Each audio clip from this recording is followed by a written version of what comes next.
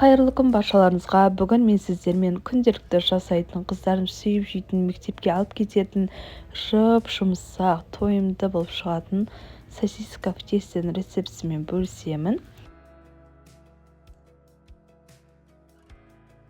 Алдымен жылы сүт, қант және де ерітілген сары май, ашытқы, тұз барлығын қосып араластырып аламыз.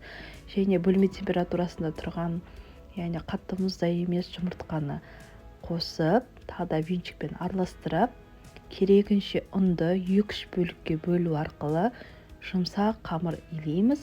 Бұл қамыр өте үлпілдек, эластичный болып шығатын қамыр. Және де мешокқа немесе пищевой пленкамен орап 1-2 сағат көлемінде көтерілуге, яғни 2 есе 3 есе көтерілу керек. Жылы жерге орап қоямыз.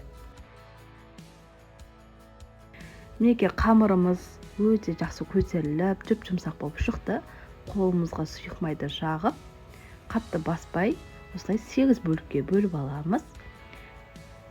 8 бөлікке бөлгенде, яғни 105-110 грамның арасында болады. Мінекей енді қамырымызды жайып, сосискамызды қойып, жан-жағын кесіп өреміз.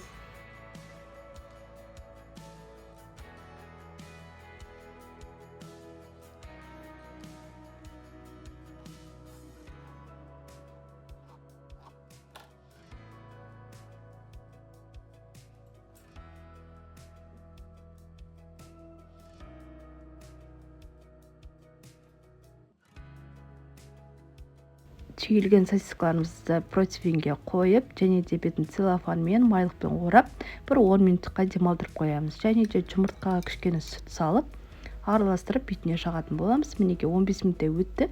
Осылай аралары көтеріліп, үлпілдек булочка сияқты болып шығады.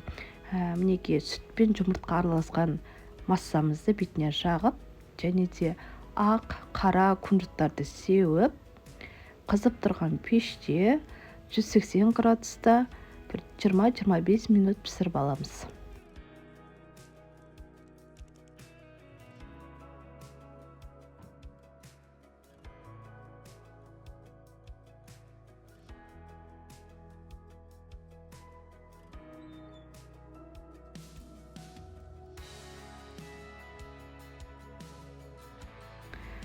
Сосиска в тестеміз өте әдемі, үлпілдек болып шықты.